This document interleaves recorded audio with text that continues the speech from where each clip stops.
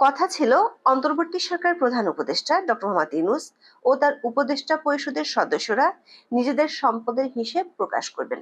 আজ থেকে ঠিক 10 মাস আগে জাতির উদ্দেশ্যে ভাষণে ডক্টর ইউনূস ঘোষণা দিয়েছিলেন তিনি নিজে সহ সকল উপদেষ্টা দ্রুততম সময়ের মধ্যে তাদের সম্পদের হিসেব বিবরণ প্রকাশ করবেন। এমনকি গত বছরের 1 অক্টোবর অন্তর্বর্তী সরকার উপদেষ্টা এবং সমমর্যাদা সম্পন্ন ব্যক্তিদের আয় ও সম্পদ বিবরণী প্রকাশের নীতিমালা জারি করা হয়েছিল। এমনকি উপদেষ্টাদের সম্পদের বিবরণী প্রকাশের জন্য আবেদন করে ডক্টর ইউনূস বরাবর চিঠিও দেওয়া হয়েছে। কিন্তু বাস্তবতা হলো নিজের ও তার উপদেষ্টাদের সম্পদের হিসেব বিবরণী প্রকাশের যে ঘোষণা ডক্টর ইউনূস দিয়েছিলেন তার কোনো প্রতিফলন দেখা যায়নি গত 10 মাসে। ফলে প্রশ্ন উঠেছে, জাতির উদ্দেশ্যে দেওয়া ভাষণে ডক্টর ইউনূসের ওই বক্তব্য কি শুধুই কথার কথা ছিল? বিস্তারিত জানতে চলুন যাওয়া যাক বিশ্লেষণ। বাংলা একটি কথা আছে, যে যায় লঙ্কায় সে হয় রাবণ। বাংলাদেশের মন্ত্রী সাংসদদের বিরুদ্ধে ক্ষমতার অপব্যবহার ও দুর্নীতির অভিযোগ শুধু দেশের মানুষই নয়, দেশের বাইরে ছড়িয়ে পড়েছে। এক সময় বাংলাদেশ দুর্নীতিতে পরপর 5বারের জন্য বিশ্ব চ্যাম্পিয়ন হয়েছিল। গত বছরের 5ই আগস্ট শেখ হাসিনা সরকারের পতন হলে 8ই আগস্ট দায়িত্ব নেন ডক্টর ইউনূস ও তার উপদেষ্টা পরিষদ। কয়েক দফা সে পরিষদের কলেবর বেড়েছে। দায়িত্ব নেওয়ার পর অধ্যাপক মোহাম্মদ ইউনূস জাতির উদ্দেশ্যে প্রথম ভাষণ দেন গত বছরের 25 আগস্ট। সে ভাষণে তিনি তার সরকারের কর্মপরিকল্পনা তুলে ধরেছিলেন। বলেছিলেন তার সরকার দুর্নীতির বিরুদ্ধে স্পষ্ট অবস্থান গ্রহণ করেছে। তারই অংশ হিসেবে স্বচ্ছতার প্র্যাকটিস তিনি ঘর থেকেই শুরু করতে চান। তাই তার উপদেষ্টা পরিষদের সকল সদস্যকে দ্রুততম সময়ের মধ্যে তাদের সম্পদের হিসাব বিবরণী প্রকাশ করতে হবে। পর্যায়ক্রমে এটি সকল সরকারি কর্মকর্তাদের ক্ষেত্রেও নিয়মিত ও বাধ্যতামূলক করার কথা তিনি ওই ভাষণে জানিয়েছিলেন। সময়ের হিসেবে 25শে জুন সেই ঘোষণার 10 মাস পূর্ণ হলো, কিন্তু সেই বিবরণী প্রকাশ তো দূরের কথা, আদৌ জমা দিয়েছেন কিনা সেটি আর কখনোই দেশের মানুষকে জানানো হয়নি। প্রশ্ন হলো, জাতির উদ্দেশ্যে ভাষণে ডক্টর ইউনূস যেটি বলেছিলেন সেটি তো ছিল জাতিকে প্রতিশ্রুতি দেওয়া। গত 10 মাসেও কেন সেই প্রতিশ্রুতি পালন করা হলো না? 10 মাসে যে সম্পদের হিসেব প্রকাশ করা হলো না সেটি কি প্রতিশ্রুতির অবমাননা বা সরকারের ব্যর্থতা নয়? ডক্টর ইউনূসের কাছ থেকে গত বছরের 25শে আগস্ট এমন প্রতিশ্রুতি পেয়ে অনেকেই ভেবেছিলেন অন্তর্বর্তীকালীন সরকার দুর্নীতি প্রতিরোধ, স্বচ্ছতা, জবাবদিহিতামূলক শাসন ব্যবস্থা প্রতিষ্ঠার জন্য ইতিবাচক দৃষ্টান্ত স্থাপন করবে। কিন্তু পরিস্থিতি হলো, যেই যায় লঙ্কায় সেই হয় রাবণ। এরই মধ্যে সম্প্রতি আইন উপদেষ্টা অধ্যাপক ডক্টর আসিফ নজরুল এক সাক্ষাৎকারে জানিয়েছিলেন উপদেষ্টারা সম্পদের হিসেব জমা দিয়েছেন। দর্শক, ওই ভাষণে ডক্টর ইউনূস জমা দেওয়ার কথা বলেননি, বলেছিলেন প্রকাশ করবেন। জমা দেয়া আর প্রকাশ করা এক নয়। যেহেতু উপদেষ্টারা পাবলিক মানিতে চলেন, তাই পাবলিকের জানার অধিকার আছে তাদের সম্পত্তির হিসেব নিকেশ।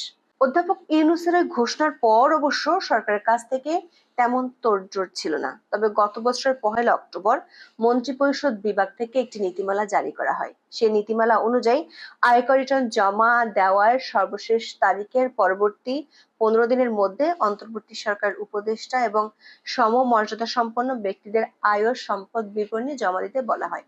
উপদেষ্টারা মন্ত্রিপরিষদ বিভাগের মাধ্যমে প্রধান উপদেষ্টার কাছে তাদের আয় ও সম্পদ বিবরণী জমা দেবেন। তাদের স্ত্রী বা স্বামীর পৃথক আয় থাকলে সেই আয় ও সম্পদ তার বিবরণীও প্রধান উপদেষ্টার কাছে একই সঙ্গে জমা দিতে হবে। কিভাবে এই বিবরণী দিতে হবে তার একটি ছকও ঠিক করে দেওয়া হয়েছে।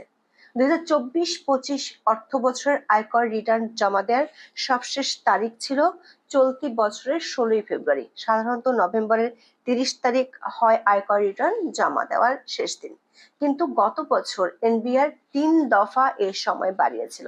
সবশেষ দফায় 2 সপ্তাহ বাড়িয়ে 16ই ফেব্রুয়ারি পর্যন্ত করা হয়েছিল। সেই হিসেবে ফেব্রুয়ারির মধ্যে উপদেষ্টাদের হিসেব মন্ত্রিপরিষদ বিভাগের মাধ্যমে প্রধান উপদেষ্টার কাছে পৌঁছানোর কথা। ডক্টর আসিফ নজরুলের কথা যদি সত্যি হয়, তাহলে গত 4 মাসেও এই হিসেব জনসমক্ষে প্রকাশ করা হয়নি। গত বছরের 5 ডিসেম্বর উপদেষ্টা পরিষদের সদস্যদের সম্পদের হিসেব চেয়ে একজন ব্যক্তি প্রধান উপদেষ্টার কাছে চিঠি দিয়েছিলেন, কিন্তু সবশেষ তথ্য হলো সেই চিঠির জবাব তিনি এখনো পাননি।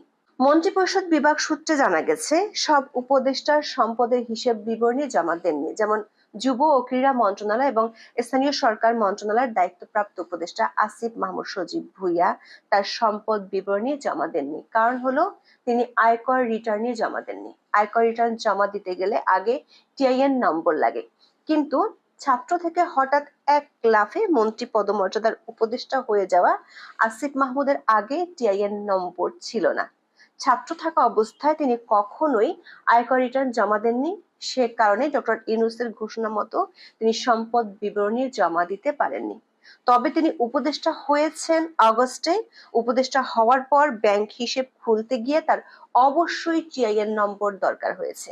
সে হিসেবে তিনি নতুন টিআইএন নম্বর দিয়ে ফেব্রুয়ারি 16 তারিখের মধ্যে আয়কর রিটার্ন দাখিল করতে পারতেন, তবে তিনি সেটি করেননি। এদিকে উপদেষ্টা থাকাকালীন নাহিদ ইসলামও কোনো সম্পদ বিবরণী জমা দেননি। তিনি জাতীয় নাগরিক পার্টি এনসিপির দায়িত্ব নিতে গত 25শে ফেব্রুয়ারি তথ্য ও সম্প্রচার, ডাক ও টেলিযোগাযোগ ও তথ্য প্রযুক্তি মন্ত্রণালয়ের উপদেষ্টার পদ ছাড়েন নাহিদ। পরদিন নিজের ফেসবুক পেজে তার ব্যাংক হিসেব তুলে ধরে যেটিকে তিনি সম্পদের হিসেব বলে দাবি করেছেন। কিন্তু সম্পদের হিসেব বলতে শুধু ব্যাংক হিসেব কি বোঝায় না। মন্ত্রিপরিষদ বিভাগ থেকে জারি করা নীতিমালা অনুযায়ী সম্পদের হিসাব দেওয়ার জন্য মোট 10টি বিষয় যথাযথ তথ্য তুলে ধরতে হয়। আবার কয়েকজন উপদেষ্টা নিজেদের সম্পদের হিসেব জমা দিলেও তাদের স্ত্রী বা স্বামীর সম্পদের বিবরণ জমা দেননি। দর্শক, শুধু উপদেষ্টাদের নয়, 2024 সালের 1 সেপ্টেম্বর জনপ্রশাসন মন্ত্রণালয়ের সব সরকারি কর্মকর্তা কর্মচারীদের আগের 5 বছরের ডাটা সহ সম্পদের বিবরণী জমা দেওয়ার এক লাইনের একটি নির্দেশ দিয়েছিল। এই নির্দেশ সে সময় বেশ প্রশংসা পেয়েছিল। প্রথমে সেই নির্দেশে কোনো সুনির্দিষ্ট তারিখ ছিল না। পরে 22শে সেপ্টেম্বর জনপ্রশাসন সচিব মোখলেছুর রহমান সংবাদ সম্মেলন করে 30 নভেম্বরের মধ্যে হিসাব জমার নির্দেশ দেন। সম্পদ বিবরণী জমা না দিলে এবং তথ্য গোপন করলে যে শাস্তি দেওয়া হবে তা তুলে ধরে জ্যেষ্ঠ সচিব বলেন, এই ক্ষেত্রে 2 ধরনের দণ্ড হবে, লঘুদণ্ড ও গুরুদণ্ড। তবে 24শে নভেম্বর সচিব সংবাদ সম্মেলন করে হিসাব জমা দেওয়ার সময় আরো 1 মাস বাড়ানোর ঘোষণা দেন। গত বছরের 26শে ডিসেম্বর জনপ্রশাসন মন্ত্রণালয়ের অতিরিক্ত সচিব আলী আক্তার স্বাক্ষরিত এক বিজ্ঞপ্তিতে বলা হয়েছিল, আগামী 15 ফেব্রুয়ারি পর্যন্ত সম্পদের হিসাব জমা দিতে পারবেন সরকারি কর্মচারীরা। সেই সময় পেরিয়ে গেছে 4 মাস হলো। সরকারি কর্মকর্তা কর্মচারীদের সম্পদের হিসেবে কি হয়েছে সে বিষয়ে কেউ কিছু জানে না। দর্শক, ডক্টর ইউনূস ও তার সরকার গত 10.5 মাসে অনেক প্রতিশ্রুতি দিয়েছেন। দুর্নীতির বিরুদ্ধে জিরো টলারেন্সের কথা বহুবার শুনিয়েছেন, কিন্তু সম্পদের হিসেব দেওয়ার প্রতিশ্রুতি যেমন পালন করেনি সরকার, তেমনি সরকার নিয়োগকর্তা বলে পরিচিত ছাত্র নেতাদের শত শত কোটি টাকার দুর্নীতির তথ্য এখন ওপেন সিক্রেট। এখন এ পর্যন্ত। সবাই ভালো থাকুন, সুস্থ থাকুন, নিরাপদে থাকুন। দেখা হবে আগামী পর্বে।